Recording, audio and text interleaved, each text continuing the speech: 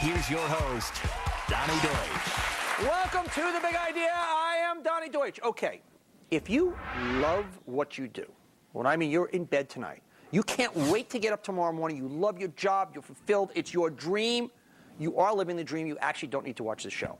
But if you like what you do, or don't even like what you do, or hate what you do, I don't care if you're making a lot of money, if you're not going after your dream, if you're not doing what you love, this is the right show, because tonight we're going to give you the courage, we're going to give you the tools to get past the obstacles, because it's very hard when you're working, if you're making good money, to just chuck it in and say, I'm going to do this. But people do it, and they are living the dream, and there are going to be no excuses at the end of tonight's show. First person that's living the dream, Seth Goldman, founder of Honest Tea. How you doing, man? Good to see you, Donny. Good to be here. Good. Okay.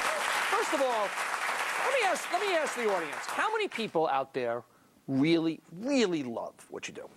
Love.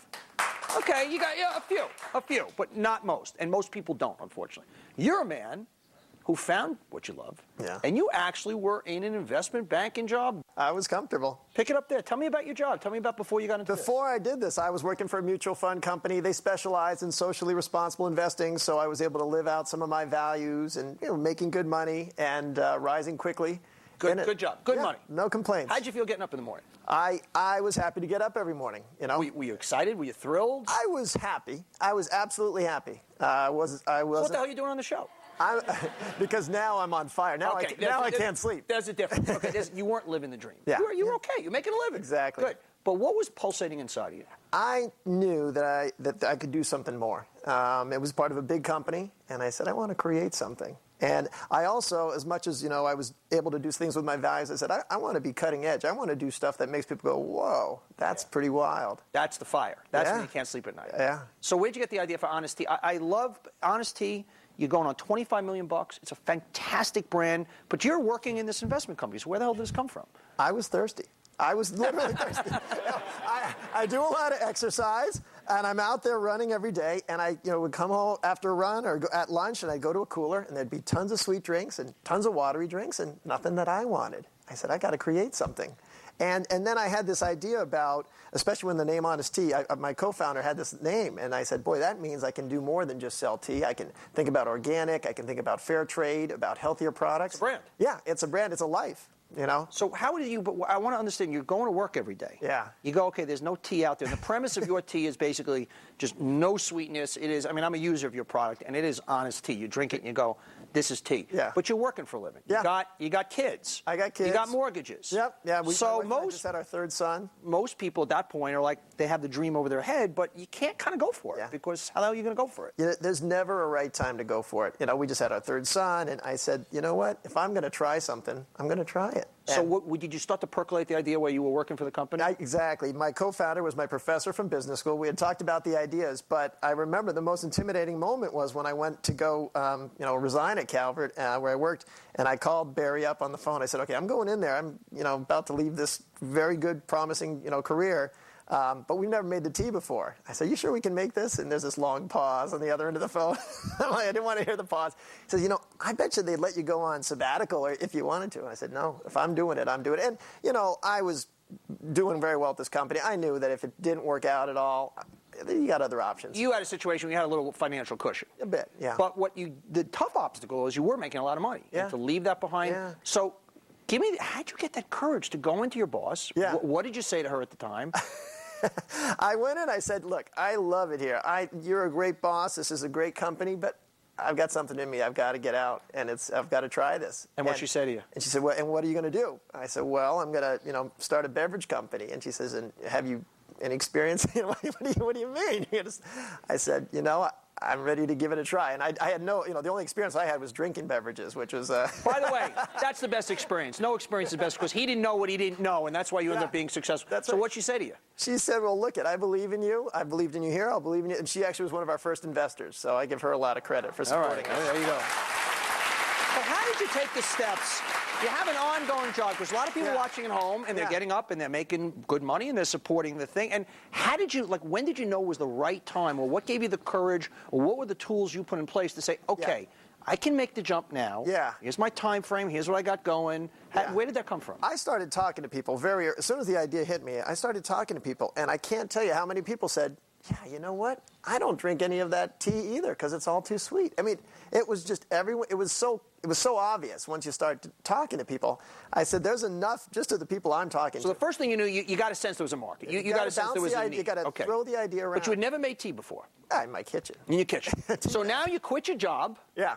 So you get up the next morning. Are you making in your pants, or are you feeling excited about this, right? What's going on there? Yeah, well, you know, I didn't sleep that first night anyway, so I was up early. I started writing the business plan, threw around some ideas, and started brewing tea in the kitchen. And so, you know, just, all right, I like this tea. This tastes good cold. This one doesn't taste good cold. Started putting together label ideas, branding ideas. And, you know, my first sale was out of thermoses. I made 5 thermoses of tea, brought them to a Whole Foods office. And literally, so now, right now, you've quit your job. Oh, yeah.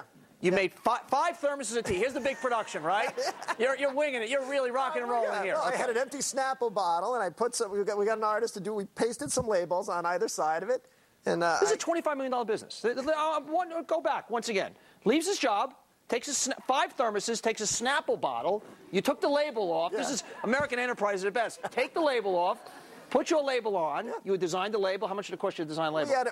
We had a designer who did it for about $2,500, but we gave him some equity. So actually, he did pretty well on it. He made $30,000 just on the equity. That's a great tool at the beginning. You give away a point, 2 points, 3 points, and that's the way you get all this stuff for nothing. Yeah. So how'd you make that first sale, though? Got to Whole Foods, and I said, this is what your shelf is like. You got all these sweet drinks. You got all these watery drinks. This is what honest tea is. And I had the bottle, and he says, you know what? I'll give it a try, but you never sold this product before. I want you to give it to me for free, and then after that, I'll start paying for it. And I said, boy, I appreciate that opportunity, but, these thermoses aren't even mine. Barry loaned me the thermoses. I got this empty Snapple bottle. I can't pay for that, So he paused, because that's pretty, what he offered. Most people, I actually would have said give it to him for free at that point, but okay. Or a lot of times you have to pay for it. Yeah. But I was being honest. He says, all right, we'll take it. And we sold the first cases in, and we kept selling. We're now the best-selling tea in the Whole Foods chain. I love it. People love it. How great is that?